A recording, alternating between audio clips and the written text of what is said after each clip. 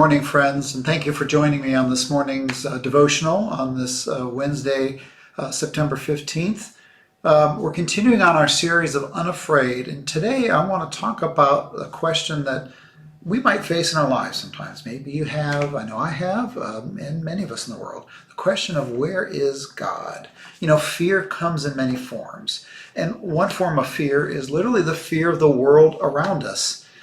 This past week, we remembered the 20th anniversary of 9/11, this past Saturday, and that horrific act that took the lives of over 2,900 individuals. And the reality is that's not the only terrible event that's occurred, whether it's in our country or in the world around us. Remembering back to the Oklahoma City bombing that occurred in 1995, the Columbine mass shooting in 1999, Hurricane Katrina that roared into the Gulf Coast in 2005. We live in a world where terrible tragedies exist and suffering happens, sometimes on a scale that can be almost unimaginable. And that raises that question at times where we might struggle with the thought of where is God in those moments? You know, why does God let these things happen? Is God causing these things? And I want to go to Deuteronomy. This is Deuteronomy chapter 31 for this morning. Now, to set the stage, here is Moses. He's with his people, the Israelites there, and he realizes that he will not make it to the promised land. And so he tells the people of Israel this very important message. It's Deuteronomy chapter 31, verse 6.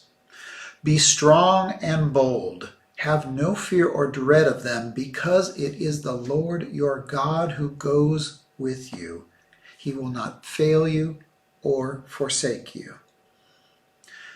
Now, in that Moses shares with the people, I think the challenging side of that, or the flip side, is God doesn't promise the Israelites a life free of suffering or trials. They've experienced suffering. They experienced trials in their life.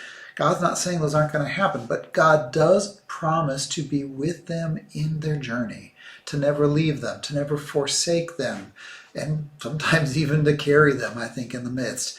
And so that's, I think, the message for you and for me today.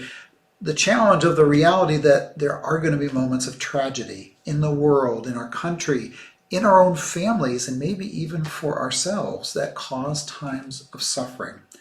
But it is in those moments that we are encouraged to lean on a God who loves and cherishes us, who will be there with us even when there is pain and suffering in our lives. That God does not will these things to happen. God does not choose to place suffering on individuals there.